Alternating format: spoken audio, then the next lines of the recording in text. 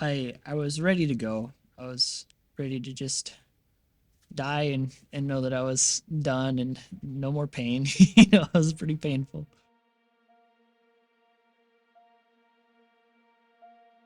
So my name is Josh Lytle.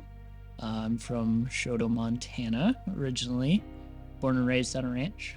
The youngest of seven. Um, my dad was a dairy farmer back in New York, so hard work was our main bread and butter. And as soon as I moved away from home there, I started really questioning my faith. Who am I? Is it my parents' faith? Is it my own? Everybody else are sinners. Why would I hang out with them?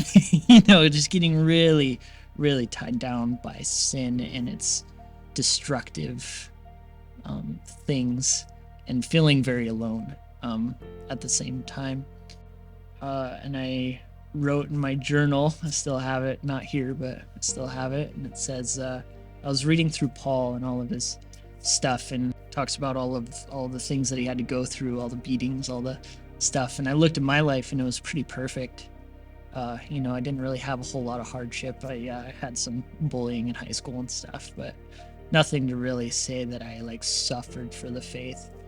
And I questioned that a little bit. I was like, am I just walking the walk and not talking the talk? And I wrote in my journal, I said, God, use my life in life or death like you used Paul, or else you are not real, and I'm done with this. And I underlined it and closed it and went to see my parents, who were interim directing the same college for a year while they were getting a new director.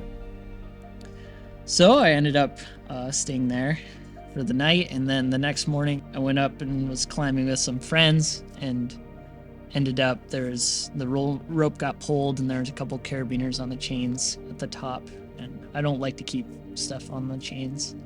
It's not safe.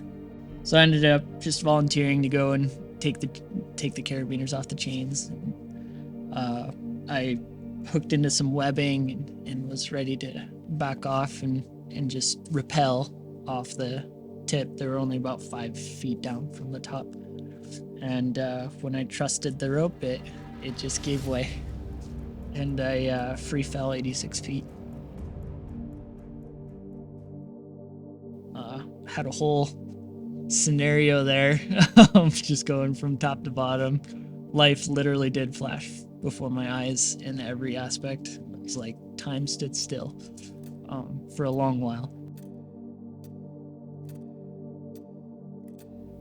Ended up landing on my feet, tried to roll, and crushed my right side.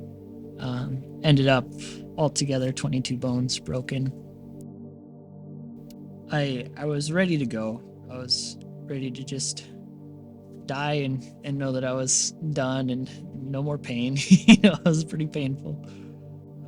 And then just all of a sudden, this overwhelming kind of piece of, well, you could, but this is what you'd be missing. And there was an album that kind of came to mind, and it was like mom and dad, and then all my brothers and sister, and then at that point, I knew that I was supposed to come back, and that I was here for them, not so much for me, but for other people. And I guess I can't say that I was clinically pronounced dead, but I'm pretty sure I at least lost a little bit of life there for a bit. And then my mom, for some reason, she was able to get there in time for that moment, and she would attest to it too. That I grabbed her hand and took a big old breath, just big old gasp.